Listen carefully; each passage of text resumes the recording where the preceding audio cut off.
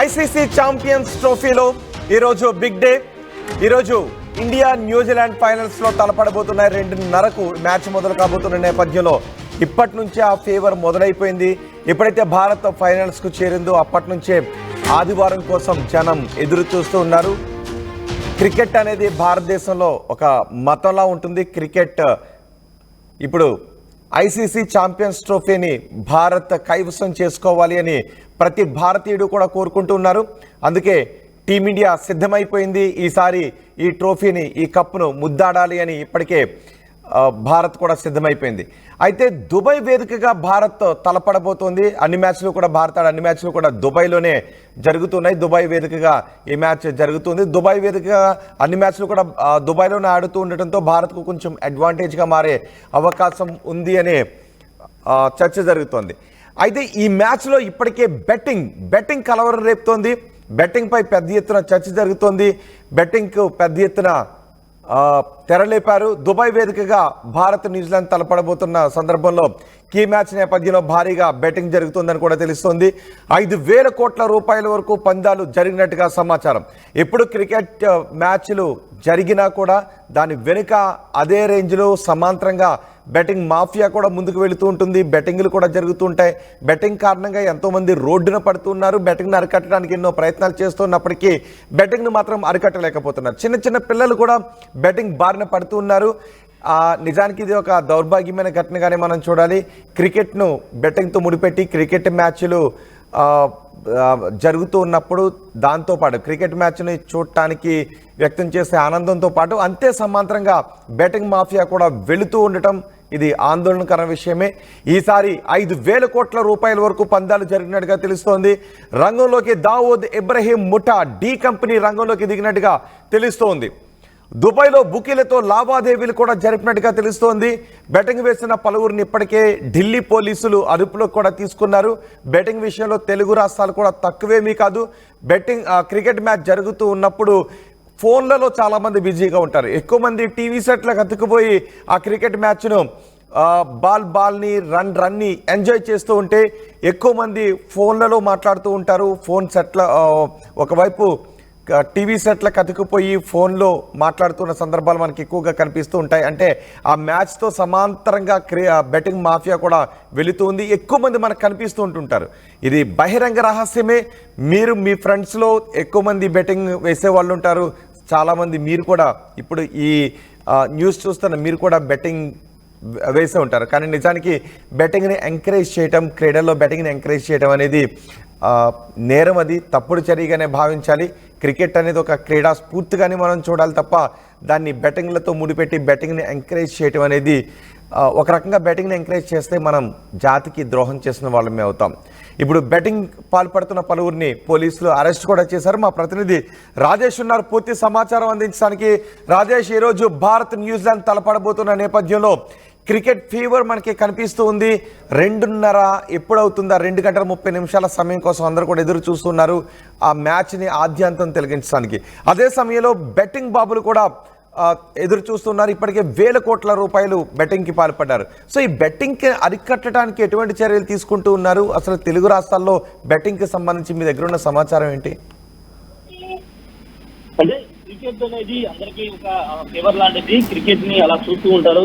దేశం మొత్తం, తెలుగు రాష్ట్రంతో పాటు దేశం మొత్తం కూడా క్రికెట్ ని ఎంతో ఇష్టంగా చూస్తూ ఉంటారు. అది ఇప్పుడు కాదు, ఎన్నో దశాబ్దాలుగా వస్తున్నటువంటి ఇష్యూ. అయితే ఇప్పుడు గత 10-15 సంవత్సరాలుగా క్రికెట్ ఎంత ప్రావీణ్యం పొందిందో దానికి 10 బెట్టింగ్ అనేది ప్రావీణ్యం పొందింది. ముఖ్యంగా తెలుగు రాష్ట్రాల్లో గ్రామ స్థాయి నుండి కూడా, అంటే ఇంతకుముందు పట్టణాలకు పరిమితమైనటువంటి బెట్టింగ్ ఇప్పుడు గ్రామీణ స్థాయిలో కూడా బెట్టింగ్ వ్యవస్థ వెళ్ళిపోయింది. మొబైల్స్ ద్వారా ఆన్లైన్ బెట్టింగ్ లేకపోతే ఇతర బెట్టింగ్లు పెద్ద ఎత్తున జరుగుతున్నాయి. జనరల్ గా ఇండియా ఏ మ్యాచ్ ఆపోజిట్ ఏ టీం ఉన్నదనేది పక్కన పెడితే ఇండియా మ్యాచ్ ఉంటేనే ఖచ్చితంగా బెట్టింగ్ అనేది జరుగుతూ ఉంటాయి. అందులోనూ కొంత బలమైన టీంలు, ఆపోజిట్ గా బలమైన టీంలు ఉంటే బెట్టింగ్ జరుగుతాయి. ప్రస్తుతం ఐసీసీ ఈవెంట్ అయినటువంటి కీలక ఛాంపియన్స్ ట్రోఫీలో అందులోనూ ఫైనల్ మ్యాచ్ ఇండియా న్యూజిలాండ్ తలపడబోతున్న నేపథ్యంలో గత వారం, అంటే ఇండియా ఎప్పుడైతే ఫైనల్కి వచ్చిందో అప్పటి నుండి బెట్టింగ్ మాఫియా పెద్ద ఎత్తున బెట్టింగ్ పాల్పడుతుంది. ముఖ్యంగా అంతర్జాతీయ స్థాయిలో పేరుగాంచినటువంటి డి కంపెనీకి సంబంధించినటువంటి దావూద్ ఇబ్రహీం సంబంధించినటువంటి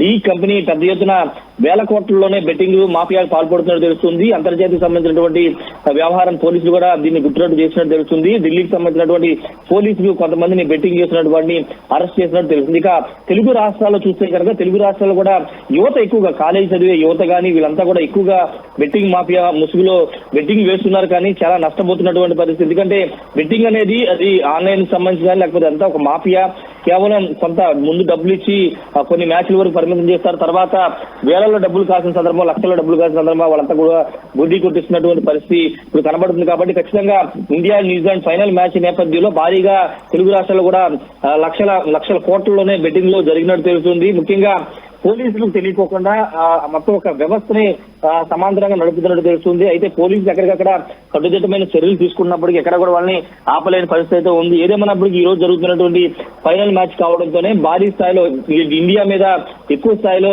బెట్టింగ్ నడుస్తుంది. రెండోది ఏ ప్లేయర్ ఎంత కొడతారు, ఏ ప్లేయర్ ఎన్ని వికెట్లు ఎన్ని సిక్స్లు కొడతాడు, ఎన్ని ఫోర్లు కొడతాడు, ఏ ఓవర్ లో ఏ ఫోర్ కొడతాడు, ఇలా అంటే ప్రతి బాల్ కి బెట్టింగ్ అనేది నడుస్తున్న నేపథ్యంలో దానికి తగ్గట్టుగానే అక్కడ వ్యవస్థ అంతా నడుస్తున్నటువంటి పరిస్థితి. మరి పోలీసులు ఎలా రియాక్షన్ అవుతారో చూడాల్సిన అవసరం ఉంది. ఎందుకంటే పోలీసులు కూడా తెలుసు, ఎందుకంటే ఈ స్థాయిలో బెట్టింగ్ జరుగుతున్నాయి, ఆన్లైన్ లో జరుగుతున్నాయి, నార్మల్ గా కూడా జరుగుతున్నాయి అని తెలిసినప్పటికీ వాళ్ళు చేయలేని పరిస్థితి. విజయవాడలో ఏమైనా స్పెషల్ డ్రైవ్ నిర్వహిస్తున్నారా బెట్టింగ్ మాఫియా అరికట్టడానికి, బెట్టింగ్ లను అరికట్టడానికి? స్పెషల్ డ్రైవ్ అంటూ ఏమీ లేదు, కానీ పోలీసులు అయితే ఒక నిఘాని ఉంచినట్టు తెలుసు. ఎందుకంటే ఆల్రెడీ పోలీసులకు సమాచారం ఉంది. పోలీసులకి సమాచారం ఉన్న నేపథ్యంలో ఎక్కడ నిర్వహిస్తున్నారనే దానికి సంబంధించిన సమాచారం సేకరించి దానికి అనుగుణంగా చర్యలు తీసుకునే అవకాశం అయితే కనబడుతుంది. ప్రత్యేకంగా ఒక టాస్క్ ఫోర్స్ లాంటిది ఏర్పాటు అయితే చేయలేదు, కానీ ప్రస్తుతానికి ఒక నిఘా అయితే పెంచారు. భారీ స్థాయిలో ఎక్కడైనా పట్టుబడితే కనుక వాళ్ళని అదుపులో తీసుకునే అవకాశం కూడా కనబడుతుంది. అయితే త్రూ ఫోన్ ద్వారా మాత్రమే ఎక్కువ లక్షల్లో జరిగే బెట్టింగ్ అంతా కూడా ఫోన్ లో జరుగుతుంది. మాన్యువల్ గా అయితే ఒక 50,000 లక్షల లోపు అయితే కనుక మాన్యువల్ గా జరిగే చోట ఆ ప్లేస్ ని ఐడెంటిఫై చేసి పోలీసులు పట్టుకునే అవకాశం అయితే కనబడుతుంది. ప్రస్తుతానికి పోలీసులు అయితే నిఘా మాత్రమే పెట్టారు, ఎలాంటి టాస్క్ ఫోర్స్ అయితే ఏర్పాటు చేయలేదు. కానీ పోలీసులు కళ్ళు కప్పి లక్షల కోట్లలో బెట్టింగ్ అయితే తెలుగు రాష్ట్రాలు ఈ రోజు జరుగుతుంది. Rohit, right Rajesh, ICC champions ట్రోఫీలో ఈరోజు ఫైనల్స్ మ్యాచ్ భారత్ న్యూజిలాండ్ మధ్య జరగబోతోంది 2:30కు దుబాయ్లో. అయితే ఈ మ్యాచ్లో ఇండియా గెలవాలి అని యావత్ దేశం కోరుకుంటూ 2:30కు ఈ మ్యాచ్ను ప్రత్యక్ష ప్రసారంలో చూడటానికి ఏర్పాట్లు చేసుకుంటే బెట్టింగ్ మాఫియా కూడా అదే స్థాయిలో ఏర్పాట్లు చేసుకుంటోంది. నిజానికి బెట్టింగ్ అనే దాన్ని దేశద్రోహం కింద పరిగణించాలి అని చాలా మంది అంటూ ఉన్నారు. బెట్టింగ్ అనేది ఎన్నో కుటుంబాలను రోడ్డు మీద పడేస్తోంది, ఎంతో మంది ప్రాణాలను తీసేస్తోంది. కాబట్టి బెట్టింగ్ను దేశద్రోహం కింద పరిగణించాలి అని చాలా మంది చెప్తున్నారు. బెట్టింగ్కి పాల్పడే వాళ్ళను కఠినంగా శిక్షించాలి, బెట్టింగ్ లాంటివి చోటు చేసుకోకుండా స్పెషల్ డ్రైవ్లు నిర్వహించాలి అని. సో మీరేమనుకుంటున్నారు బెట్టింగ్ గురించి? మీ అభిప్రాయాన్ని, క్రికెట్ బెట్టింగ్ గురించి మీరేమనుకుంటున్నారు?